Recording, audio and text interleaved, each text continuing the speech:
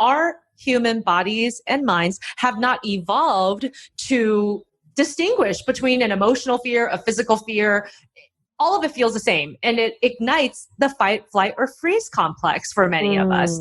And sometimes we get that analysis paralysis and we just freeze and we don't end up doing anything, or sometimes we even run away from the thing that we say we want. Queens, darlings, hello. I am so delighted to bring to you this podcast episode with my dear friend, Dr. Judy Ho. This episode actually changed my life. You're going to hear her share so many tips that uncovered ways I have been self-sabotaging. Yes, moi. Let me tell you about my friend in case you don't already know about this triple board certified and licensed clinical and forensic neuropsychologist. She's also a tenured associate professor at Pepperdine University and the published author of Stop Self-Sabotage, which is the book that we discussed at length today. It's been translated into 7 different languages. She is incredible. You may also recognize her because she is a co-host on The Doctors and also a co-host of CBS's Face the Truth and the host of Supercharged Life, podcast produced by Stage 29 Podcast Productions.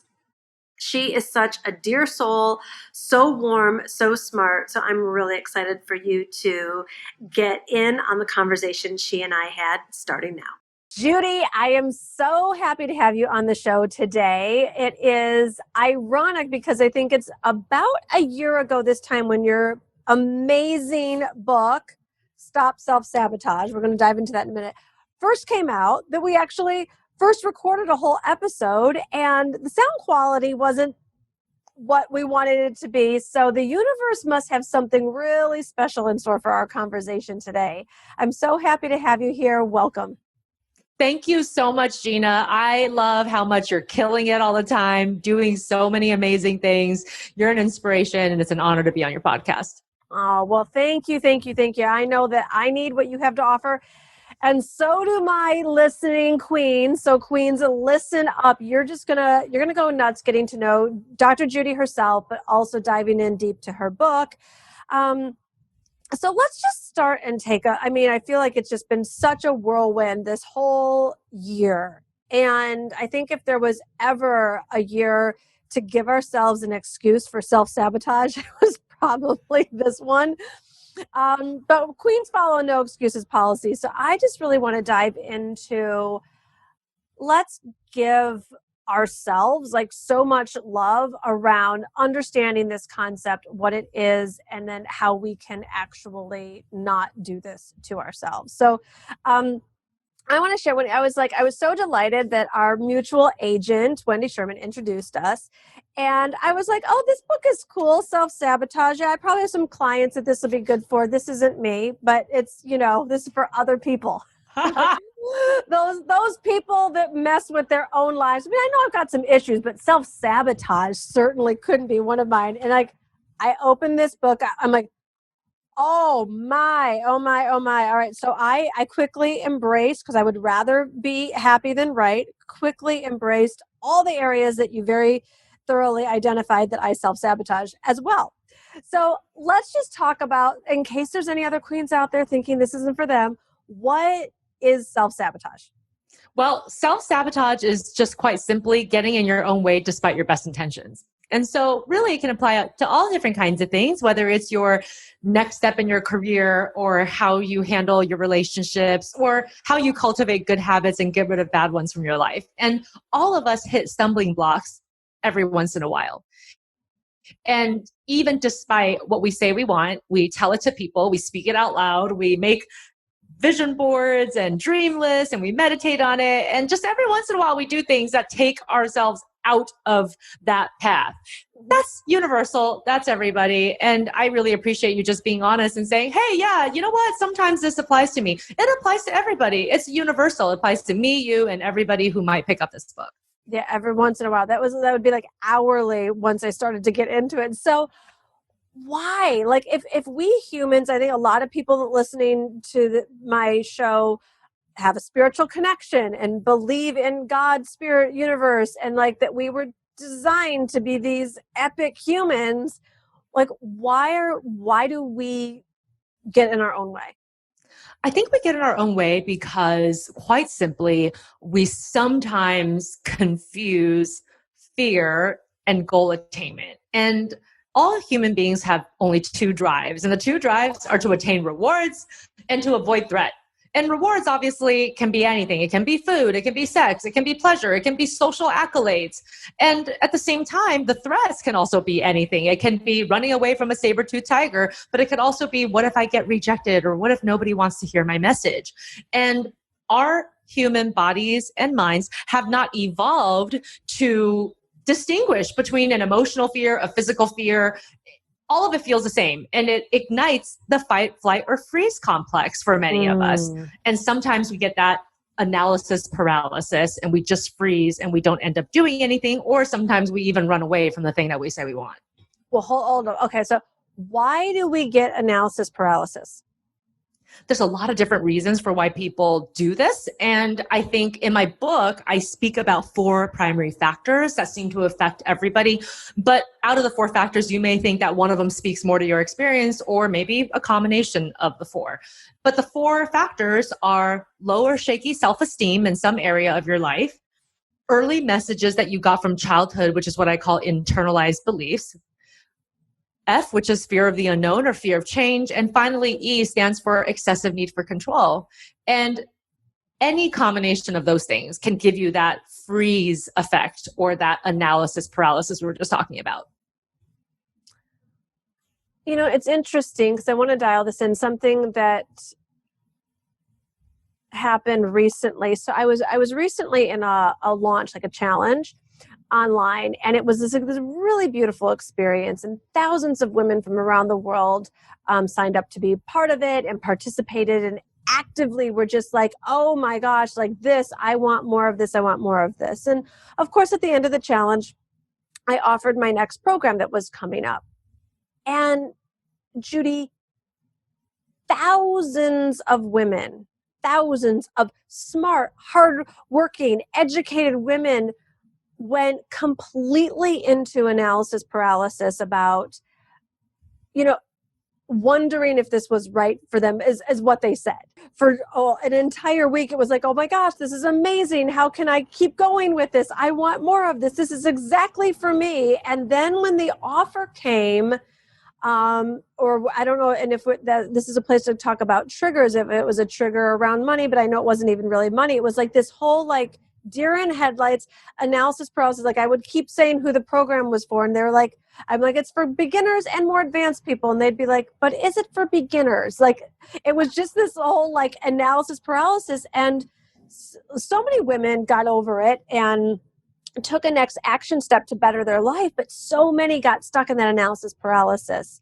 So do you want to talk more about what's going on? Absolutely. I think sometimes our thoughts and our minds can be our biggest enemy and our biggest limiting factors.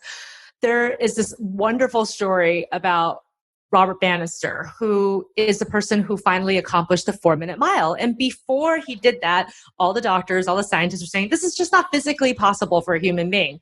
But then he did it. And you know what's crazy? In the weeks after, dozens of people did it too.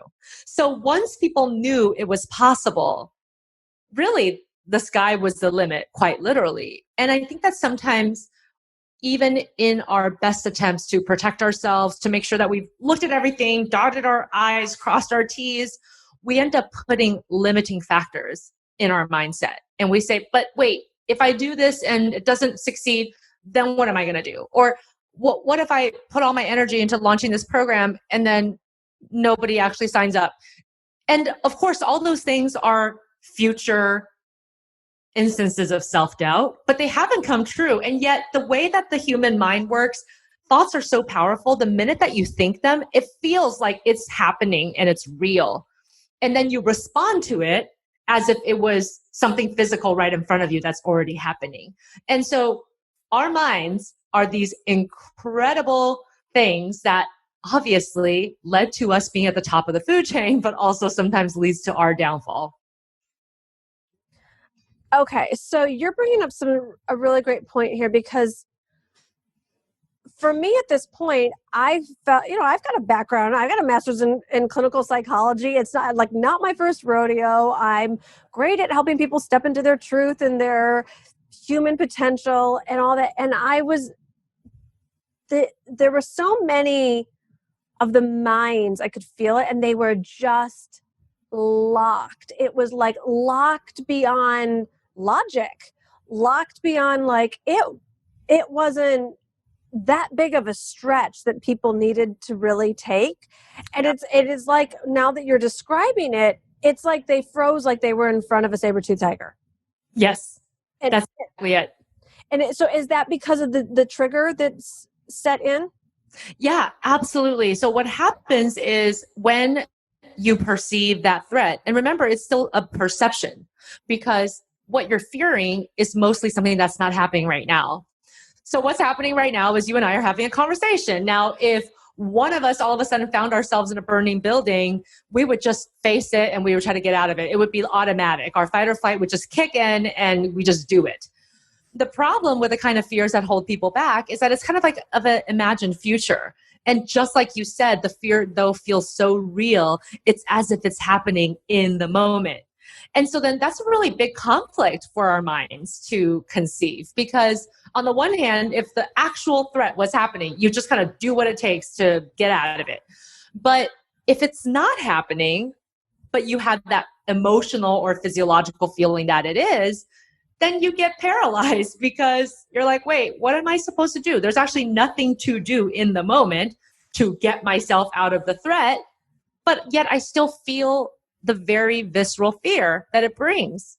Mm-hmm. And that's when your mind starts to shut down and go into that freeze mindset where it's like, well, I can't run and I can't confront it because there's nothing to confront right now. So I guess I'll just, like you said, stay in that locked position, sometimes do nothing, or worse yet, sometimes talk yourself out of your dreams. Like, well, I don't really want that anyway. It doesn't seem like something that a practical girl like me would do. That just seems like somebody who's like living in a little bubble. Like that dream is too big. It's okay. I should just be grateful for what I have and kind of just stay here. It's good. It's fine. All right. So is it the triggers that put us into that fight or flight, that freeze mode? Yeah. So the triggers that we have are different types of thought triggers. So aside from the life factors, which are kind of like the underlying things that drive us to have our triggers, there's also thought triggers, which is when your mind has that automatic moment where it interprets an event as something. And everybody has different types of triggers when they're faced with stressful situations. And some of the common triggers are catastrophic thinking, where you think that the worst thing is going to happen, even if probabilistically it's maybe a 1% chance or less. It could also be black or white thinking, where you make one mistake and it's like, okay, I'm a failure, right? Instead of seeing the grays and saying, all right, I made one mistake. Everybody makes mistakes. Let's get back on. It could be a type of trigger where you start to compare yourself too much to other people. Now, we're social beings. So of course, we're going to look to other people to decide sometimes what we should be doing. That's just a natural instinct. But some people do it a bit too much. And they're constantly looking at other aspirational people like you, Gina, and saying, I could never achieve what Gina achieves, so I should just forget it. And then on the process, they actually beat themselves up too, for even having that dream in the first place. And also a lot of people are trapped by thought triggers like shoulds, like I should be farther along by now. I should have had a return on my investment. I should be a better wife, a better mother, a better friend. And that, of course, causes people a great deal of stress and anxiety and also shame. And shame locks you into that position of doing nothing or running away from what you want.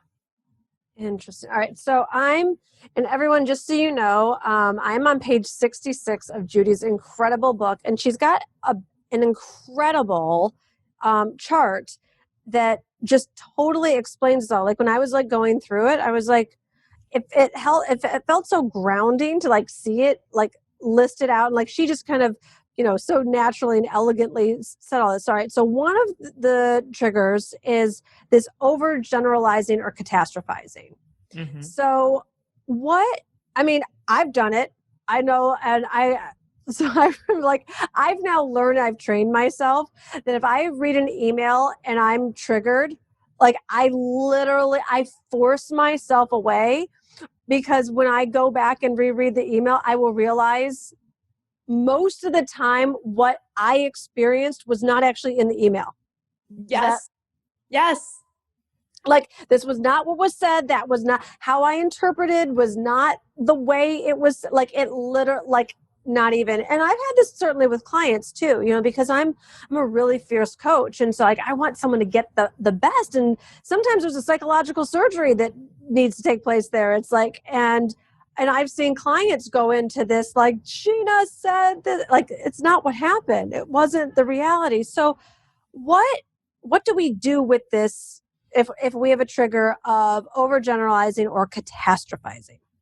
So when you have a trigger of overgeneralizing and catastrophizing, what we need to do is just take a step back. Again, thoughts oftentimes, as soon as we think them, and that example was excellent because it's all about your interpretation of what happens, right? Your reality is basically a lot based on your perception. And so when you notice that you tend to do this, it's just backing away and remembering this particular statement, which is that thoughts do not equal truth, and really starting to take like an attitude of curiosity towards your thinking, right? So instead of like, oh, I had this negative thought, great, my day's ruined, it's, oh, I had a really painful, negative, strong thought just now. No, what about that statement is true and what about that statement isn't? Where's my proof? Like, where's the proof? It's almost like thinking about evidence. And when we say proof, we're not talking about more thoughts because those are just more interpretations, but it's more about facts. It's like, if I think that this thought is partially true, what can I say actually proves that? Like that somebody else could also see in the room and be like, oh yeah, that happened, right? So for example, a proof that, okay, I'm having a difficult time in my marriage right now, proof would be something like, well, my husband and I just had a really, really tough argument right now. Like, that would be proof because if somebody was in the room, they would witness that you guys had an argument, right? It's not an interpretation of that argument. It's not that argument was the end all in our relationship. I mean, nobody can prove that, but somebody could prove, oh, well, if I was the fly on the wall, I could say, yes, you guys did have that argument, right? And I think that we don't take that kind of very objective approach to our thinking. It's like, where's the proof in the pudding? And also, where's the proof to the contrary? So if your thought is, oh my gosh, my marriage is going to end, what are your thoughts telling you that the evidence isn't? So perhaps there's some evidence that actually there is hope for your marriage. For example, oh, we started couples counseling a month ago. So, obviously we're working towards a better relationship. People don't take the time just to back up from their thoughts, and they instead just go all in on that perception. And then they start to feel a certain way and act a certain way. All right, let's do the next one, shoulds. So, and the example I was giving before, most of the women were saying, like, I shouldn't spend the money, take the time for myself, sign up for another class. So is that in the same category as I should or I shouldn't? Yeah, exactly. It's the same. Yep. It works both ways. All right. And so I love what this, I wish I would have revisited this before the cart closed that day. Perfectionism and fear of criticism is the cause of that. Yes. So if these women were saying, I'm not going to sign up for the class because I shouldn't spend that money, how could I help them take their next step into greatness? Well, I think it's super important that you recognize that you have that type of perfectionism that actually ends up holding you back, right? There's the perfectionists who actually procrastinate. There's the perfectionists who actually say no to opportunities because they're afraid of judgment or failure. And so I think one thing is just transforming that idea about failure. Failure is the mother of success. It's necessary for success. It's probably better that you fail quickly so that you learn those lessons and then you decide what's still there so that you can keep building. But people don't see failure that way. They only think about the judgment piece of failure. And oftentimes the harshest judge is themselves. Sure. So it's really about, giving yourself that leeway. And for people who are kind of perfectionistic and fear criticism, it's really about giving yourself that leeway to make mistakes and to take a chance. And really telling yourself that, what would my life be like if I didn't? I mean, sometimes it's really helpful to ask yourself, if I don't invest this money, if I don't try this idea out, if I don't follow my dream, then how would I feel? would I feel about myself? How would I feel about my life? How would I feel about me being a good role model to my children, my family? And usually people then see that the loss of those opportunities actually would cost them a great deal of value in their life, that there's value in taking that risk. And there's value in being good to yourself and saying, you know what, be gentle, like just take a shot. Like you don't want to regret this later, you know? And I think that it's helping them to make that switch in their mindset. Amazing. Amazing. Okay. Let's do one more. I think this is pretty standard also. Personalization. When we just take something personal because someone else is having a different experience or has a different need to do something. And, I think I'll just relate this to business. So again, because I think so many listeners are entrepreneurs, it's like you put your love, life, heart, soul, every penny, every waking hour into your business. And then someone says, your course isn't good. The coaching doesn't work. Whatever their complaint is, typically 100% of the time, because that person didn't show up for themselves, it very rarely has anything to do with the course or the coaching or the whatever. And yet the automatic default mode for so many women, maybe not everyone, is the personalization. Talk to us about that. Yeah, I think that personalization can plague people so easily because it's easy for us to think that we're the reason that something went awry. And I think that while that's an admirable trait in moderation, because then you're self-evaluating, you're developing, right? You're learning from people like you, Gina. It can also cause you so much anxiety and stress that it ends up getting in the way of you doing the things that you need to do to bring your business or your life to the next level. And I like to tell the people that I work with that 99.9% of the time, people are not thinking about you. They think about themselves. A lot of that stuff really is them. Like I know it's like an overused saying, but it's just true that like almost all the time it is about that other person. They have a reaction and they seem like, especially if they're overreacting, it's like, okay, well, that's something on you. Like you're going through something right now and you need to obviously sort that out for yourself. But it's just so easy for us to want to take responsibility, and somehow say, well, what did I do wrong? And of course, that leads you down a whole other path.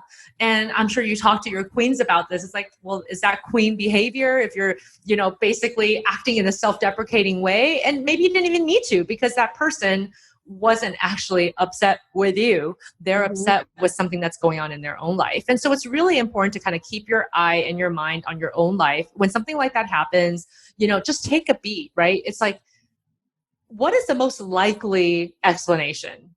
Like, what is the most likely explanation? I think sometimes people go to that like far out explanation that involves them, and we've all done it. I remember sometimes I'll be walking down the hall at like where I was going to school when I was a grad student, and I'll be like, hi, I'm all excited to see someone. And they'll just say, oh, hey. And they just look so like uninterested.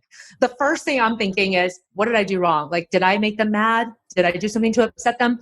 And then you walk it back and you're like, that's not logical. I haven't spoken to this person in the last few days. Nothing's happened. Like they were fine the last time I saw them. But like that moment reaction is so common for all of us, is to like attribute it to ourselves and then to start to do things that are very reactive. So I think it's just about like taking a moment, asking yourself what's the most likely explanation, and sometimes chatting with somebody that we trust. Like, hey, this happened to me today. Do you think that was about me? Or do you think I should just leave it alone? And sometimes if you have really great mentors, guides, friends in your life, they can talk you down from a ledge and be like, yeah, that wasn't about you. You can just leave them alone for a day and check in on them tomorrow,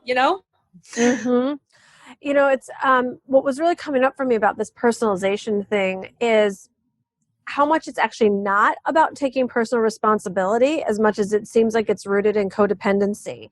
Yeah. It's like needing the approval from someone else and actually taking on their stuff, which is way different than taking personal responsibility, right? Personal responsibility is actually what you're saying. This has nothing to do with me, and I'm actually not going to take on your stuff. But I think that if it's all playing out in the unconscious and we just take on that attack, like, and we're the back in front of that saber-toothed tiger, and then we're in reaction, and then it's no good comes from that. And I'm so glad that you brought up that concept of codependency. I know that that's a word that people use a lot, but sometimes they don't understand what it is. And, you're absolutely right that when you feel responsible for somebody else's well-being and behaviors and how they're feeling, Results in a program. yeah, yeah, exactly. You can't do that, because obviously it just takes you down a complete other path and sometimes away from the things that you really need to do to actually strengthen that relationship or your business or whatever else that might be in play. And I think it's just a great reminder for everybody. There's either I'm missing something or there's one I'm not seeing on your checklist. I need your help with something. Okay. This is like, in case you all thought that this was me interviewing Dr. Judy, this is my personal therapy session, everyone. All right. So you and I actually had brunch at like the very beginning of the year. And I had like these 3 goals I was working on. One of them was body transformation. Yep. And Judy, I was amazing January, February, and March. Like I was like, I got a girls trip to Bali to look forward to in April. My book is coming out in March. And I was like at the gym, clean eating. And it was easy, actually. It was enjoyable, pleasurable. I was not starving myself. I was not miserable. My body was the whole thing. And then COVID hits and it's like, Taco Tuesday, Pizza Wednesday, want a cocktail on Thursday. Like it was just adult camp here. So I didn't quite do the COVID 15, but I did a solid 10. And I, on top of which, not like, completely stalled my goals. So fine, no problem. August rolls around and I'm like, I've had plenty of tacos and pizza now. I'm ready to like start working out again, the whole thing. So I get going and I did well. And then I had Mexico was last week and so today, I'm like, Gina, you have just under 3 months. Like you can still do something major. You can do something great in 3 months. You owe it to yourself because it's not like you're not interested in this goal anymore. Like see this through. And I'm like, okay, so here I am with the detox teas and the intermittent fasting, did the treadmill this morning, the whole thing. And I'm like, and Glenn's like, all right, like super clean eating. And I was like, yeah, grilled salmon, vegetables tonight. Like this is 3:00. That was like I don't know, 6 hours ago, 9 a.m. I'm like grilled salmon, vegetables. And already I can feel myself. I'm like, just an appetizer of cheese and crackers. Like what's one glass of wine isn't gonna blah, blah, blah. And like, I'm like, Gina, you are not even 24 hours. So where is that in the self-sabotage chart? And what do we do about this? Because it's going to be 6:00 soon and I need some help. Well, I think that this actually falls under the category of somewhat of a black and white thinking because... Oh, we didn't talk about that one. That's funny. Okay. Yeah. And I think that it falls under that because I think that is the approach that a lot of people take to establishing healthy habits. So, again, I think what you're describing is like, you want to have that almost that perfection in a way. Like, okay, this is my first day. I really want to start out strong. Like, I don't even want to have a cheese and cracker, like even just 1 or 2 pieces, like, cause that's just not a good start. And then You're obviously telling me I can have the Chardonnay. I'm telling you that you can. And that is because you have to think about lifestyle. You do. And I think there's multiple ways in which you can cultivate healthy habits. And I feel like what you're telling me is you're like, just like everything else in life, Gina, you're like hitting it hard. You're like, let's do this. But also some things require a little bit of nuance. And like, this is exactly one of those situations where you need a little bit of a nuance. So the nuance is you should have 2 ounces of a Chardonnay. Like, why not? It's great for you. It's good to have 2 ounces of Chardonnay on a day when you're trying to eat healthy. There's nothing wrong with that. It's about, okay, I want to have those cheese and crackers, but maybe it's a little bit of a portion control just to show myself that I can have a couple and then put it down. Like, it doesn't have to be, and there's only 3 months left in the year and I have to get this done. It's like, no, like every day is like a fresh day and every moment is a fresh moment to make a good decision. So I would not say that it's an unhealthy decision to have a few sips of wine. I also would not say that it's an unhealthy decision to have a couple of pieces of crackers with cheese. You just changed everything for me. Oh my gosh. First of all, I literally skipped over the black and white thinking because I didn't think it applied to me. I'm like, no, I'm past that one. Let's go to the other stuff. So that's fun and funny. But next, the thing I didn't tell you that was going on for me in January, February, March, I said, well, and I wasn't deprived. I was doing exactly that.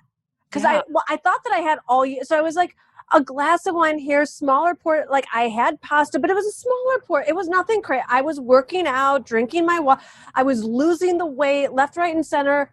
And that's what I was doing. And now somehow I'm like, there's only 3 months left. So there's no cheese and crackers. There's no wine. There's like militant. And I was already like, ah. Yep, exactly. And then there's so much stress and pressure because who could keep up with that? Answer, nobody. That's not going to be a lifestyle change that you can deal with. And also, it just feels like every day you're in a countdown. Like, well, I blew yesterday, so now I only have 2 months and 10 days to get it. Oh, I think that it's really important to give yourself a little bit of grace and give yourself a little bit of that nuanced thinking around the healthy habits. And also remember that it takes about 4 to 5 weeks for a healthy habit to lock in. So if you have a couple of, steps off the wagon along the way, it's should be expected. Like, just know that could happen. And also remember that you were able to do it in the beginning of the year. You were awesome at the beginning of the year. So obviously you have past successes to remember. True. I actually love what you're saying, that it was the black and white thinking that put me into this trigger. And it was a kind of, I didn't have the words for it, but it was a bit of a fight or flight. Like now the thought of like, well, sure, have a little bit. And like, well, it almost makes me want to like go do like a double workout today just for the fun of it. And like, just like it's like choice and freedom. And as we know, a little bit of this and a little bit of that isn't going to keep me from my goals if I've got all the other stuff in line like it was before. But I got rigid about what is the black and white? It's about wait. Yeah. Wait, hold on. I got to get the glasses back on. The causes are? We're clearing up this black and white thinking, people. Okay. Right now. Discomfort with ambiguity, easily overwhelmed by decisions. It's really interesting, Judy. I don't think that it doesn't resonate in the other areas of my life, but with the whole food thing, it does. Because like I don't do that with business. I don't do that with my love life. But with food, I'm like, tell me what to eat. Like, because I don't want to get it wrong. And it's like, the workout, like, do I do 30 minutes of cardio and 15 minutes of, like, I get into this, like, I can't handle the ambiguity because I'm afraid I won't get the result then. Yeah. And you know what's so funny is obviously you're not that person in all these other areas of your life. And that actually, I hope will resonate with your listeners, because I think that in general, people don't find that they're black and white thinking in everything. It's like one area of their life, they're that way, and for you, it's mostly like exercise and food. Mm-hmm. Somebody else, it could be relationships, Right. And so everybody kind of has their like tough spot.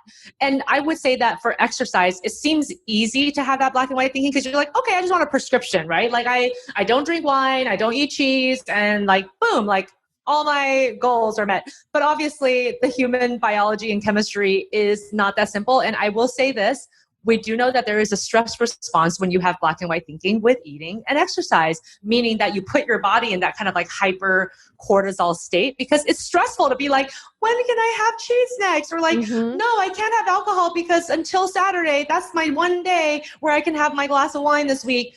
That energy, that cognitive energy is taking away from all of the other things that you have to do today. I know you always have a million things on your to-do list, and it actually exhausts you in other ways because you're wrestling in your head with this idea of like, no. Like you're constantly exercising that regulation, emotional control when you maybe don't need to. So thinking about healthy habits more like a moment-to-moment decision, like, okay, I might have some cheese, but guess what? Like a healthy decision is to have like 2 pieces of cheese. Man, I don't have to have like the whole plate, Wow. I mean, this, and just for all the queens listening right now, this is the difference in this way between the masculine and the feminine. Like the masculine is the logical, the linear, the structured, the tangible, the, counting the calories. It's logical to not have alcohol or cheese or crackers and the whole thing. And yet the feminine is about play and pleasure and not overindulgence, of course, but also not that level of rigidity. So really, and like already can just feel my butt. It doesn't make me want to binge on a larger plate of cheese and crackers, but like the thought of not being able to have any is like making me want it more. It's craziness. Isn't that crazy that you know how the mind works? Like you said, you're an expert in this area. You're an expert in human behavior. You've had official training and experiential training. And yet we all are prey to the same thing. And when we're told that we can have something, it's so exhausting to try to fight that, want to fight and be like, well, why can't I? Or like, oh, well, now I have to like really just like suffer for the rest of the night because I can't have these things. It really changes the way that we respond to things that hopefully should feel more like you said, like play, like, well, like I could either have that cheese today or not. And then some don't want it. Like if you give yourself that openness of, I can have some, I just don't have to overdo it, you know? And even if you accidentally overdo it one day, it's not like, oh no, now I only have 2 months for my goal. It's like, it's not a habit. Right. It's so interesting. I was on the plane yesterday flying back from Mexico, and, you know, oftentimes when I'm on a flight, I'll have a glass of Chardonnay or whatever. And I had like given myself permission, like it's the last day before lockdown. And, you know, the stewardess is like, what would you like? And I'm like, sparkling water. But it's like, I had given myself, I could have had anything I wanted. And I actually like asked my body what it wanted and wanted sparkling water. And so this is just, it's making so much sense. I hope everybody listening realizes that I think that especially we women, we have just been so suppressed and ruled and controlled and taught like what's going to have us be safe and what's going to have us be wrong. And it's just really time for us to give ourselves permission, knowing that when we do, we're going to be led to our success and our greatness. I totally agree. And I look forward to hearing about your 2 to 3 ounces of Chardonnay later this evening. Consider that homework assignment accomplished. Okay. Your book is just so there's so much goodness, everyone. You definitely make sure you get Stop Self-Sabotage. I've got it like flagged and underlined. It's such a good book. What's one morsel that we haven't covered that you'd like to leave people with about getting out of their own way, especially as we, you know, wrap this 2020 and not using these last 3 months as any excuse to just check out, but like dial it in and not be in the patterns that have, that we're not happy with? What a great question. And I think right now there's still a lot of stress. There's still a lot of overwhelm. People feel like their lives are being contracted every day because it's just like they're still mostly working and playing and doing everything in the same space. And it just feels like there's a lot going on. And I think the most important thing that will help reduce the overwhelm and clear up your thinking and make decision-making easier is really to tap into your values. And I know, Gina, you talk about this a lot in your work as well. And I think it's just so important because goals are nothing without values. Like what's truly important to you, right? You don't want to make a goal just because like the person next to you is making that goal, right? You really want it to mean something for yourself if you want that everlasting motivation and willpower. And I think sometimes we don't ask ourselves enough, you know, what do I truly value? What are my top 5 values? Because if you knew them and if they were always at the surface of your mind, then whenever an opportunity comes your way or something you have to do, it becomes a lot easier to say yes or no to it. Like, yes, if it feeds my top values, no, if it doesn't, you know? And I think that that's really important for all of us just to remember, because values, again, talking about black and white thinking is not something you can check off. It's kind of nuanced, right? It's like you either move in accordance with your value or you don't. So if one of your values is integrity, it's not like one day you're like, I've been full of integrity enough. I'm done. Check it off. No longer. Like every single day you're making a decision to be a person with integrity, right? And every moment you have a chance to make a decision either for or against it. And so I just encourage people to really think about what's important to you, what are your values, and then to create your goals related to that. You know, really have your goals derived from your values. And then whenever you have to make decisions, think about your values, right? Just keep them top of mind. I think that it's a really nice thing for us right now, especially when there's a lot of overwhelm, a lot of things going on, a lot of balls in the air. It really helps to clear and simplify your life. Mm-hmm. Love that. Love that. So, a couple remaining questions for you. I think that, it might seem obvious that everyone has had to pivot this year, except for Yeah. like what you're talking about before. Like, we're only thinking about ourselves and all the ways that even if things became better for some of us, and other people certainly had incredible challenges this year, like somehow we can still focus on like either disappointment or what we had to let go of or what didn't go as planned. Um, and I've talked a lot about the pivots with my own book and book launch and all that, and it's just, for me, it's like the universe just shifted me in such a bigger way. So with going so virtual and online, so what are some of the big pivots or a big pivot that you went through this year? Well, I think a big pivot for me is actually learning how to balance my leisure life with my work life a bit better. Tell me more. I know. I'm so excited that like this actually happened for me because I'm totally a workaholic. I know that I'm a workaholic. And my whole thing has always been, but I love my work and, I don't mind doing it. But that's not true. We still all need to recharge. I don't care how busy you are, how important the things that you have to get to is. You all need time to have actually focused self-care and focused time to be with your loved ones. And the pandemic has really forced me to do that because I was spending, Gina, an average of 3 to 4 hours in my commute every single day before the pandemic. I can't even believe that I went Sister. Hello. I seriously, I don't even remember that life now. It's like been 6 months. And it was interesting when it first happened because I was like, okay, well, I guess we're hunkering down for a few weeks. Like, I mean, obviously now we're like 7 months in, but like at the time I was like, okay, for a few weeks. And it was just amazing that that additional time gave me permission basically to be like, what are my hobbies? And, I really pride myself in being somebody who I actually really enjoy some of the more traditional duties of being a wife. Like I love cooking. So I'm like, I don't mind cooking for my husband. In fact, I enjoy it. And I just didn't have time to cook. I mean, I would come home at like 9:30 at night and my husband gets up at 5 to work. So he's like, I'm not eating dinner at 10 p.m. I'm going to sleep. Right. So it just gave us that time to like really step back. I mean, now we have dinner together every night, right? We like cook our dinners, we pray. Like it's given us a lot of additional quality time that I'm very thankful for. It's given me time to like revisit all of my favorite hobbies and actually have time to do them. Y'all have to follow her. We'll give all the links later, but if you're not following Dr. Judy on Instagram, you're not living. You're going to see this woman sing, play the piano, like, what was that, a stuffed eggplant or peppers or something the other day? Like, I mean, she's full on, people, full on. And it's been great. It's really been great to do that and then also be able to work. I mean, sometimes it does feel like it's overwhelming because then you're like doing laundry and trying to work on the same time, but I think overall it's been a great change because I've gotten more time to like really sit with the things that are important to me and that I'm not completely defined by my work. I feel like a huge part of my identity was like defined by my work success and my work achievements.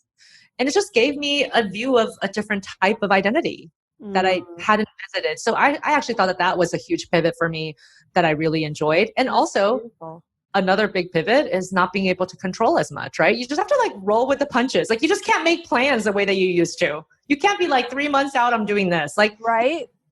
So that has released my own perfectionism. And I feel like I'm a better person for it. So I think my self-development journey has definitely increased in this time. That's so beautiful, Judy. That's so beautiful. So what are you doing next, working on next, other than your piano and singing skills and dinner with your Well, I am working on my second book, so I'm really excited about that. It's like what's it on? We haven't even discussed that actually. Are you allowed to say? Yeah. I mean, it's not really a huge secret, but my book is going to be all about personality, how you can like harness the strengths of your personality and live and work and play better. I'm really excited about it. So I'm working on that. And then I'm also working on my podcast, which was born during the pandemic. It was born. Right. Talk about another pivot for you. Yep. It was like at first we were like starting to record at the studio and no studio, like, like not recording from home. And then, really taking a big pivot there, but I really enjoyed that. It's called Supercharge Life. If you guys want to check it out. And Links. still continuing to doing private practice, still continuing to work at the university where I'm a tenured professor at Pepperdine. And, I still wear so many hats, but I do find that, so much of this is a time of transformation, is a time of expansion instead of contraction. And so I've really enjoyed just being able to kind of like still working on all these things, not 100% knowing exactly where they're going to go and being okay with that. Beautiful. Fun. So thank you for asking me about that. I haven't seen you in several months and you were one of the last people I got together with. I remember we had a brunch like maybe 2 weeks before the shutdown. Right. And then there was that event at the Tory Burch store? Yes, that was in December. That was maybe before the brunch. I think. Was that? Oh, that's all blurry now for sure. Crazy. I don't even know what day it is sometimes, but I feel like we had the brunch in February and then 2 or 3 weeks after. The brunch was definitely January. It was a New Year's brunch. That I remember. I haven't seen you then in 8 months. Yeah. Well, it doesn't feel like that. It's the one good thing about social media. I think, I've been tracking you on Instagram and maybe vice versa, but I certainly do miss being in person with you. And this has been amazing. I feel like I've gotten my dose of Dr. Judy. So thank you for coming and blessing us with your wisdom and your skills. Everyone, obviously, we're going to put all this in the show notes, but check out Stop Self-Sabotage. Go buy this book. You're going to follow Dr. Judy on Instagram, subscribe to her podcast, all the things. Take a screenshot of this episode and let us know what your big takeaways were. I know mine is very clear that I get to have wine tonight. Yes. Is to have wine and a couple of pieces of cheese. So Yes. Oh but seriously, Judy, I mean, it's like, we just can't see ourselves. This is why it's so important to be around experts and smart people. Like I just didn't identify that I was going black and white and so rigid and that it actually wasn't serving, which is why it wouldn't be sustainable, but this other is. So I'm just really grateful. Oh, I'm grateful for you, Gina. Keep up the amazing work you're doing. I love seeing you on Instagram. Whenever I see it in my feed, I'm like, oh, Gina, and you always just look like you're up to so much and pivoting and adapting and you're real inspiration. So thank you. Well, you're so welcome. Thrilled that you were here. And until next time, thanks for listening, everyone.